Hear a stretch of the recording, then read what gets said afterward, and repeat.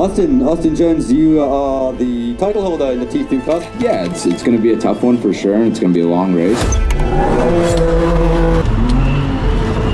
I think to be a true Dakar legend, there's very few of them in my opinion.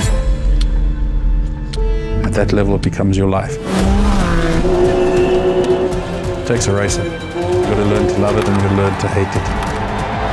Because it's never always going to be your friend.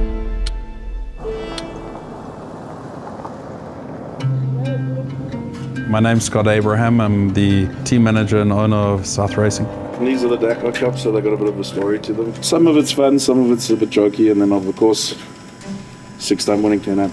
We've won 6 Dakars consecutively. It initially started as a side-by-side category. They split it into 2 SSV categories, T3 and T4, which is now called Challenger and SSV. I think the category, especially in this Challenger category, it's heavy. Morning. AJ is a back-to-back Dakar champion in T4 and T3 last year. Past 3 years he's been on the podium. Hey, how are you? What's it going to take to be a winner in 2024? Goal this year is to win this one, to make it 3 in a row. That'd be great, but... A lot of people will always see him as an underdog, but he always delivers. Once you've won something 3 times, I think that starts putting you into a very elite category. Buenos dias, Shella Keshon. The master, dude. That guy's taught me so much about rally racing. Francisco Lopez, known as Chaleco, is a phenomenal person. He's in many ways a lone wolf, 3-time Dakar champion with Can-Am, arguably the fastest dune driver in the business.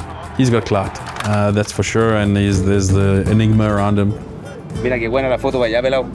He have a huge museum in Santiago. He always is searching in Chile for old cars, old bikes, very passionate. It's the guy everyone wants to beat. So I think you got to consider him a legend there. By no way it diminishes what AJ has done, but when he puts that helmet on, you got to bring your game.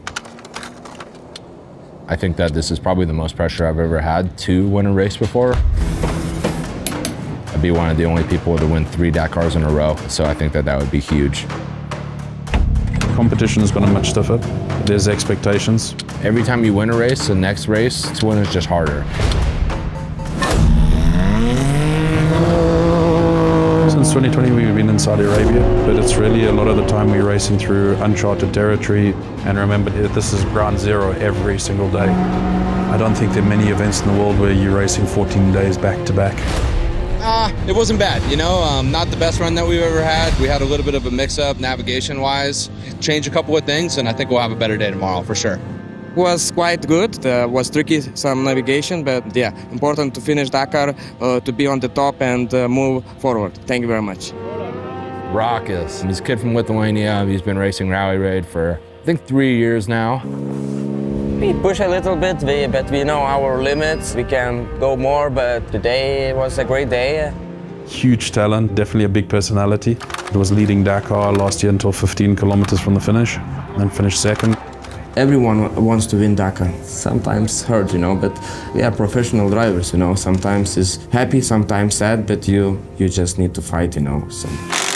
I'd like to think everybody just races, but this race is about strategy. So, game of chess, for sure. Creo que lo más duro es las temperaturas, el desierto, algunos días, mucha piedra, es muy fácil poder romper y quedar fuera rápidamente y obviamente ganarle a la frustración. Eso es lo más difícil de este país, que muchas veces uno... Been what seems like a very tough day. Never tell exactly what's happened. Yeah, Raucus, he stopped for a while. We don't know why, but he's continuing now and he's continuing at the right pace. You know, if you want to win Dakar, you've got to not get out the car. You've got to have the least amount of downtime possible. I saw Raucus pulled over. I slowed down and he waved at me and he said, go, go, go. He had his helmet on, and when they have their helmet on, that usually means that they're going to be done pretty quick. But I mean, he was there for a while, so. Right now I'm just losing from leader 58 minutes. 58 an hour? Almost. Was driving like 70%. Easy, boom, boom, boom, boom. You're fine right now. All right. Believe me, I'll be on. When you have a bad day, it's deal with it, debrief with your team, get the support you need, and then get a good night's rest if you can, and do it tomorrow. The race isn't going to wait for anybody. It's just got to get up and keep on fighting.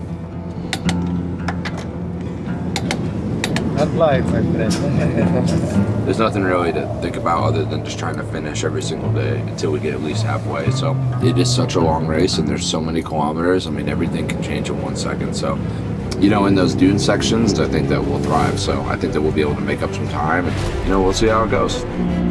A Dakar is a race where you need a lot of luck. You got to take the knocks, you're going to get taken down a few notches, then you got to come back, you got to have that resilience. Okay day for us. We finished, I think, P6. We're the first Can-Am, so that's always good.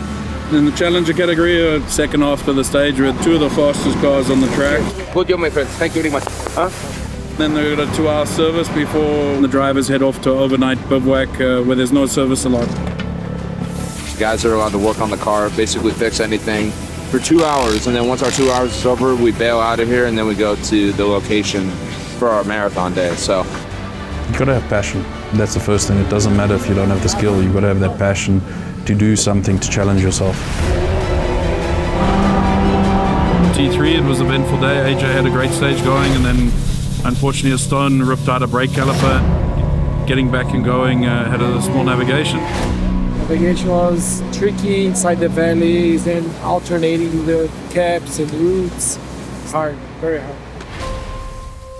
Dakar is always navigation. There's always how well you react to it. Everyone will always get a little bit lost. Unfortunately, some of our teams got very lost and lost a lot of time. Had a lot of goals. It just hurts real bad because not a lot of times in life you get the chance to win 3 Dakar rallies back to back to back, you know. As the race starts getting towards the end, you know, that clock starts ticking, you know. Obviously in AJ's situation, navigation has been the weak point this year. When the expectation is to win the rally, anything less is kind of a disappointment. So, you know, it's disappointing. So Dakar is a tough race, I think for everyone, you know, but we come here to fight and survive. We can fight for the podium and you never know what can happen. Sometimes drivers just want to push. He's been quite patient, quite calm. I think he's managing quite well. Now we need to see the stress of the end, you know, where you have to reach the target. I think everybody has their ups and downs in a race like this. And this is what Dakar is that resilience, is getting back up and going out there again, you play some music and you keep on doing it.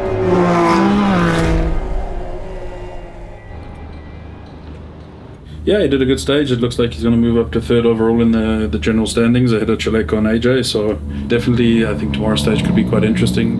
But yeah, the target was to bring the car in one piece. Yeah. Now we are moving in general 3rd position. Just fingers crossed, and I hope we can be in the podium. Tomorrow the last day, and I can speak more, but for the moment I don't want to speak nothing. Yep, today's the last day. You know, we'll be done and back on the podium pretty soon. Everything is okay. We will see in the finish, then I can tell you all story. Thank you. Rockets doesn't want to talk to the camera on the last day because last year, on the last day, he was leading with like 20 Ks to go and he ended up getting 2nd. He's in 3rd right now. I know that him and Chaleco are going to send it today though. They're going to fight each other for it, so it should be fun to watch. Mira, para mí, más que ganar, es poder correr y entregar lo mejor que tengo. Quiero ver en qué estado estoy el día de hoy. El año pasado no pude entregar todo lo que tenía guardado y ahora este año, obviamente, es un año más. Pero quiero ver en qué estado estoy, cómo estoy, a la edad que tengo, en el momento que estoy. Eso es lo que quiero entregar. Been a challenging and tough Dakar, but for sure there's been some great performances during the event, and yeah, let's see.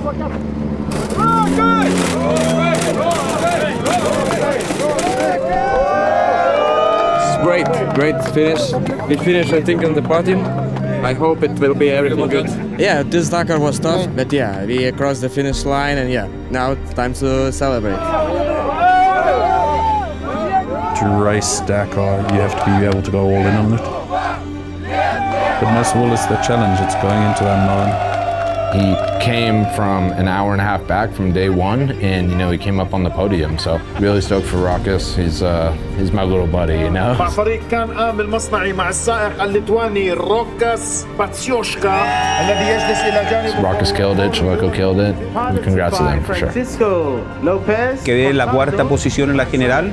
Ganamos una etapa la primera semana y intentamos lo mejor que teníamos. Estamos contentos, obviamente uno viene a buscar ganar siempre, pero bueno, intentamos atacar, estuvimos ahí peleando día a día y entregamos lo mejor que teníamos. What am I personally going to take away from this Dakar is, you know, we were resilient, and honestly, it was good times. You know, it's always, you know, having a good group around you, a lot of friends. Thank you again to everyone. I'm really, really happy with the performance of the team. Now, on to AJ Jones. It's his birthday today.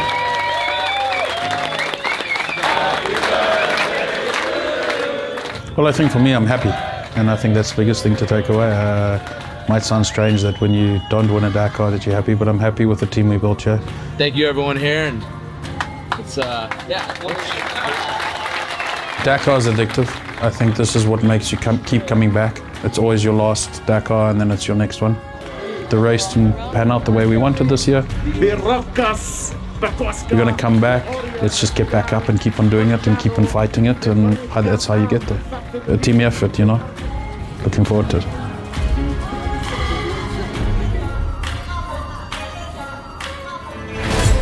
Sarah Price, it's your first Dakar. What can you hope for? This has been a dream of mine for a very long time.